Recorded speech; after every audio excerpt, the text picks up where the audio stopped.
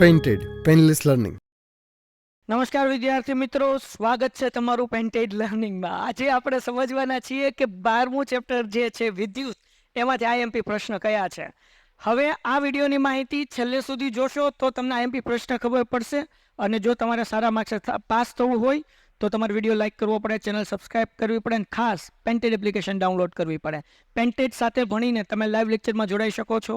તમને આઈએમપી પ્રશ્ન પણ મળશે, જવાબ સાથેની પીડીએફ પણ મળશે અને રેકોર્ડેડ લેક્ચર પણ મળશે. અને પેન્ટેડથી ભણશો તો 100% તમે પાસ થશો.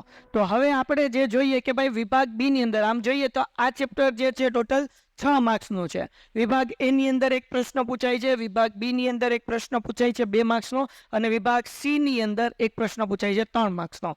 કઈ આઈએમપી પ્રશ્ન છે? પેલા વિભાગ બી ની વાત કરીએ. અહીંયા જે આઈએમપી પ્રશ્ન છે, હવે આ જવાબો સમજવા હોય તો પછી પેન્ટેડ સાથે જોડાવવું પડશે. પ્રશ્ન શું છે? વિદ્યુત પ્રવાહનું સૂત્ર લખી તેનો એકમને વ્યાખ્યાયિત કરો અને વિદ્યુત પ્રવાહનું માપન કરતા સાધનનું નામ જણાવો.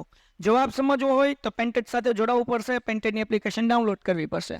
બીજો પ્રશ્ન, વિદ્યુત સ્થિતિમાનની તફાવતની વ્યાખ્યા લખી તેમનું સૂત્ર લખો અને એસઆઈ એકમનું નામ અને વ્યાખ્યા લખો. આ જ પ્રશ્ન બીજી રીતે આમ પૂછાઈ શકે કે વિદ્યુત સ્થિતિમાનનો તફાવત માપવા માટેના સાધનોનું નામ જણાવો. એના પછીના પ્રશ્નની વાત કરીએ, બે બિંદુ વચ્ચેનો વિદ્યુત સ્થિતિમાનનો તફાવત 1 વોલ્ટેજ છે તો તેમનો અર્થ શું થાય છે અને વાહકના બે છેડા અને વિદ્યુત સ્થિતિમાનનો તફાવત જાળવી રાખવા મદદ કરતા ઉપકરણનું નામ લખો. એક્ઝામની અંદર આ પ્રશ્ન 2021 મે ની અંદર પૂછાઈ ગયેલો છે, એટલે કે એકમ કસોટીમાં. સો આ આઈએમપી પ્રશ્ન કહેવાય. એના પછી આપણે પ્રશ્ન જોઈએ, વિદ્યુત પરિપથની રેખાકૃતિ એટલે શું? પછી બેટરી, વિદ્યુત બલ્બ, એમીટર અને બંધ એટલે કે કળ ધરાવતી નામ નિર્દેશ વાળી વિદ્યુત પરિપથની રેખાકૃતિ એટલે કે આકૃતિ દોરી અને જૈવિક વિદ્યુત પ્રવાહની દિશા દર્શાવો. તમારે આકૃતિ દોરવાની છે ને, કળ એટલે ચાપ થાય એ તો ખબર હશે, અને ન ખબર હોય તો પેન્ટેડ ડાઉનલોડ કરો અને પેન્ટેડ સાથે જોડાવ.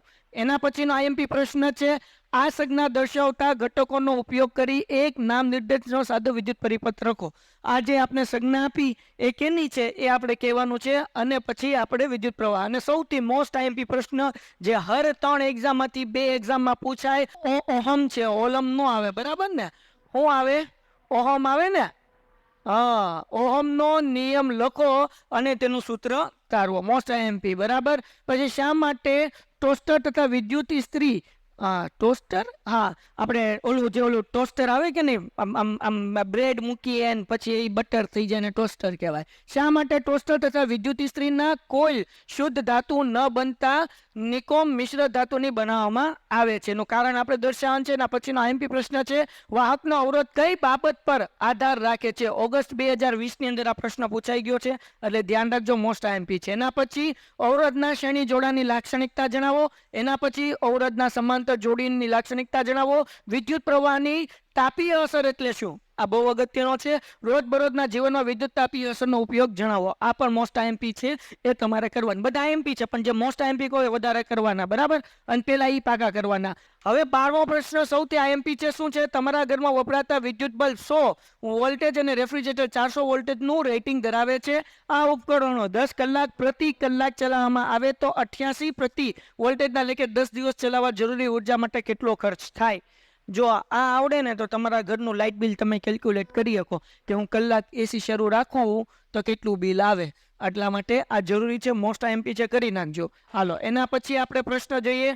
એના પછીનો મોસ્ટ આઈએમપી પ્રશ્ન છે કે 12 વોલ્ટેજ વિદ્યુત સ્થિતિમાનનો તફાવત ધરાવતા બે બિંદુઓ વચ્ચે 2 કુલમ વિદ્યુત ભારને લઈ જવા માટે કેટલું કાર્ય કરવું પડે? આ માર્ચ 2022 ની અંદર પ્રશ્ન પૂછાઈ ગયો છે. એક વિદ્યુત હીટર પ્રાપ્તિ સ્થાનમાંથી આશરે 4 એમ્પિયર વિદ્યુત પ્રવાહ ખેંચે છે, ત્યારે તેના બે છેડા વચ્ચે વિદ્યુત સ્થિતિમાનનો તફાવત 60 વોલ્ટેજ છે. તો વિદ્યુત સ્થિતિમાનનો તફાવત 120 વોલ્ટેજ સુધી વધારવામાં આવે તો હીટર કેટલા વિદ્યુત પ્રવાહ ખેંચશે? બરાબર, આનો તમારે દાખલો ગણવાનો રહેશે. હવે 3 માર્ક્સના કયા એમપી પ્રશ્ન છે કે ભાઈ આ પાછું અહીંયા ઓલમ લખ્યું છે, ઓલમ નથી, શું છે? ઓહમનો નિયમ સાબિત કરતો પ્રયોગ વર્ણવો. બરાબર, ઓલો નિયમ જ હતો, અહીંયા પ્રયોગ છે. એના પછી ભાઈ તો કે ભાઈ દ્રવ્યની વિદ્યુત અવરોધતા એટલે શું અને તેનો એકમ જણાવી તેની વ્યાખ્યા જણાવો. એના પછી તો કે વિદ્યુત અવરોધકતા આ એ દ્રવ્યનો લાક્ષણિક ગુણધર્મ છે. આ પણ મોસ્ટ આઈએમપી. એના પછી અવરોધના શ્રેણી જોડાણ માટે સમતુલ્ય અવરોધનું સૂત્ર મેળવો. આ એટલો અગત્યનો નથી.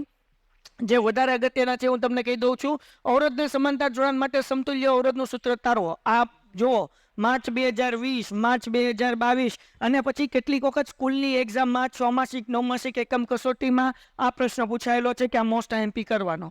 એના પછી આપણે જોઈએ બીજા એમપી, તો કે ઘરે વિદ્યુત પ્રવાહ પરિપથમાં કયા પ્રકારનું જોડાણ હોય છે તેના ફાયદા જણાવો. આ પ્રશ્ન મોસ્ટ એમપી છે. અને વિદ્યુત જોડાણમાં સમાંતર જોડાણના ફાયદા. હવે જો ઘરેલું વપરાશ જે હોય ને એ સમાંતર જોડાણ હોય, બરાબર. એટલે સમાંતર જોડાણ એટલે શું? આપણે ટ્યુબલાઇટ ચાપ પડો કે ટ્યુબલાઇટ થાય, પંખો થાય, એ બધું તમને લેક્ચરમાં સમજવામાં આવશે, પણ આ મોસ્ટ એમપી પ્રશ્ન છે. હાલો, એના પછી જૂલનો તાપીય નિયમ. તાપીય નિયમ જે છે 2 માર્ક્સમાં હતો, 3 માર્ક્સમાં છે. અથવા આને શું કહેવાય? તો કે ભાઈ વિદ્યુત પ્રવાહના કારણે વાહનમાં ઉદ્ભવતા ઉષ્મીય કઈ કઈ બાબતો પર આધાર રાખે છે. એના પછી નીચે દર્શાવેલ પરિપથના સમતુલ્ય અવરોધની ગણતરી કરો. ઓગસ્ટ 2020 ની અંદર આ પ્રશ્ન એટલે કે એકમ કસોટીમાં પૂછાઈ ગયેલો છે. લ્યો, આ એટલા પ્રશ્ન નીકળ્યા આઈએમપી. આ પ્રશ્ન ધ્યાનથી કરી લ્યો. કઈ ડાઉટ હોય તો પેન્ટેડ એપ્લિકેશન ડાઉનલોડ કરો, એના લાઈવ લેક્ચર અટેન્ડ કરો. અને લાઈવ લેક્ચરની અંદર જો પૂરું થઈ ગયું હશે આ ચેપ્ટર, તે રેકોર્ડેડ ફોર્મમાં તમને મળી જશે, કે જેથી કરીને તમે સરસ રીતે સમજી શકો. પણ એના માટે પેન્ટેડ એપ્લિકેશન ડાઉનલોડ કરવી પડશે. અને ખાસ આવા સરસ મજાના વિડીયોઝ માટે ચેનલને સબસ્ક્રાઇબ કરો, લાઇક કરો અને તમારા મિત્રોમાં શેર કરો. મળીએ છીએ નેક્સ્ટ વિડીયોમાં. ત્યાં સુધી ગુડ બાય એન્ડ ધન્યવાદ.